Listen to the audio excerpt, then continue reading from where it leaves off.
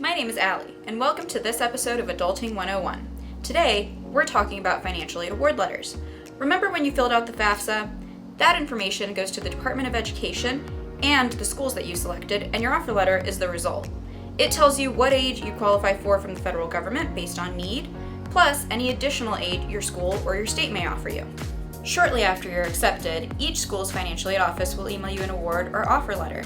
These letters have a lot of information. They'll summarize how much it costs to attend that school, as well as the amount of aid you're being offered through grants, loans, scholarships, and work study.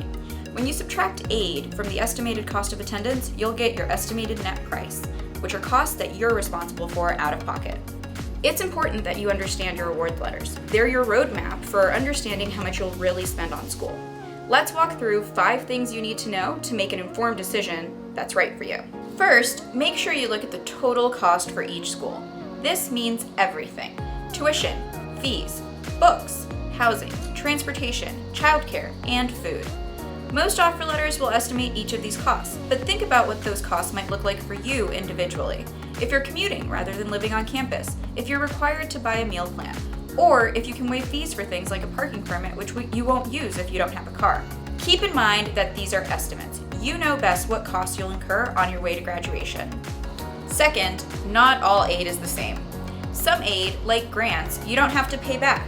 You may be eligible for grants like the Pell Grant based on need, or merit grants or scholarships offered by your state or the school based on certain qualifications, like your GPA or extracurricular activities. Grants and scholarships should be accepted first, before loans. If and when you do start considering loans, it's important to know the difference. Federal subsidized loans are a better deal than unsubsidized loans because the federal government will cover the cost of interest while you're in school. Federal loans are also generally better than private loans because they offer more protections. They have lower interest rates and allow for income-based repayment and loan forgiveness. Private loans don't offer any of that. You may also qualify for work study, which is a form of aid but is earned by working and then paid to you directly to use as you need. Third, you don't have to accept all of the aid that's offered to you. You might be able to cover your costs with just some of the aid that's offered. For example, you can choose not to accept a loan or to partially accept a loan at a lower amount. Next, it's important to remember that these estimated costs are only for 1 year. Sometimes, schools will sweeten the deal your freshman year to entice you to accept their offer and then lower your aid award the following year.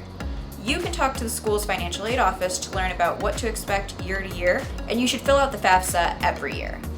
And finally, your initial offer isn't the end.